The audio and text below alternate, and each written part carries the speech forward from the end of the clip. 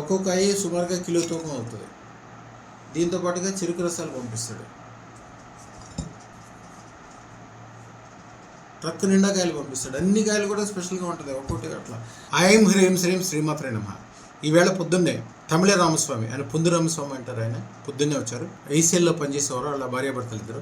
18 సంవత్సరాల క్రితం మన దగ్గరికి వచ్చినప్పుడు ఆయనతోటి అదృష్టత్రం గురించి చెప్తే ఆయన పెట్టుకోలేదు. కానీ ఆయనతో పాటు వీళ్ళు డిస్కస్ చేసుకుంటే వాళ్ళ దగ్గర పనిచేసే ఒక సూపర్వైజర్ లాంటి, అంటే యాక్చువల్గా క్లాస్ 4 అనుకుంటా, ఈ మాధవ స్వామి గారు మాట ఆయనతోటి విని ఆ రోజుల్లో అక్కడ వచ్చి అదృష్టత్రం పెట్టుకున్నాడు.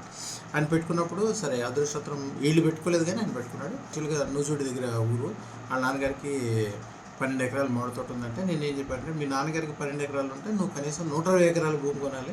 ఆయన ఏమన్నా అంటే వేళ, సార్ మీరు ఏదో సరదాగా అన్నట్టున్నారు, కానీ నేను సీరియస్గా తీసుకున్నా సార్, నేను చేస్తాను సార్ అని చెప్పి అన్నాడు. ఎయిర్పోర్ట్కి దగ్గరలో ఆ రోజుల్లో కొద్దిగా తక్కువ రేట్లో ఉంది.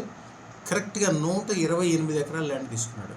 దాంట్లో మామిడి తోట వేసాడు. మట్టి పట్టుకుంటే బంగారం ఆయన చెప్తుంటాడు. ఆయన సుమారుగా ఆయన తాలూకా సుమారుగా 200 మందికి పెట్టించుంటాడు అదృష్టత్రాలు. ప్రతి ఒక్కరికి, అల్లుళ్ళకి, కూతుళ్ళకి, కొడుకులకి, వాళ్ళకి సంబంధించిన వాళ్ళకి.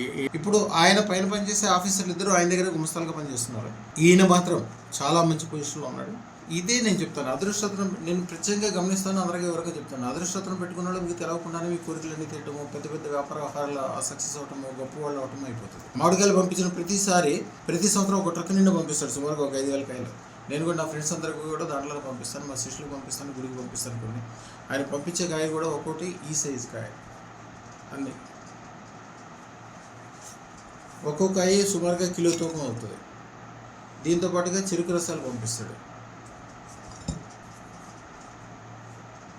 ట్రక్ నిండా కాయలు పంపిస్తాడు. అన్ని కాయలు కూడా స్పెషల్గా ఉంటుంది, ఒక్కొక్కటి అట్లా.